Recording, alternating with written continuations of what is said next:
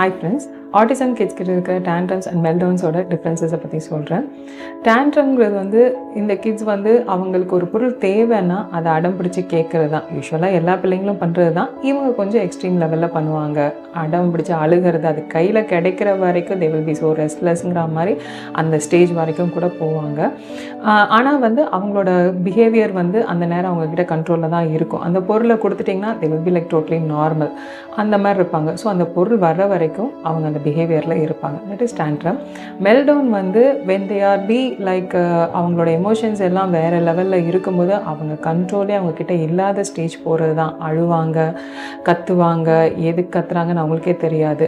When they are feel unsafe, ஒரு comfort தேவைப்படும் போது தான் தே வில் பி லைக் இந்த மெல்டவுன் ஸ்டேஜ். அவங்க ஒரு பர்ஸ்ட் ஆகிறதுனே சொல்லலாம். அவங்க ஃபீலிங்ஸோட ஒரு பர்ஸ்டிங் ஸ்டேஜ். தட் டைம் நம்ம பேரண்ட்ஸ் என்ன பண்ணால், we have to give them a Haq.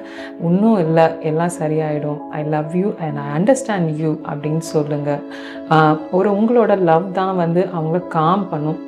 when they feel safe they will become normal. So உங்கள் லவ் அண்ட் அஃபெக்ஷன் தான் அந்த மெல்டவுன் ஸ்டேஜில் இருக்கும். அவங்க கத்துறாங்கன்னு நம்மளும் கூட சேர்ந்து கத்தனோன்னா அது வேலைக்காகாது. ஸோ அந்த time you just provide love. நீங்கள் அமைதியாக இருங்க, அவங்கள அமைதிப்படுத்துங்க. தேங்க்யூ.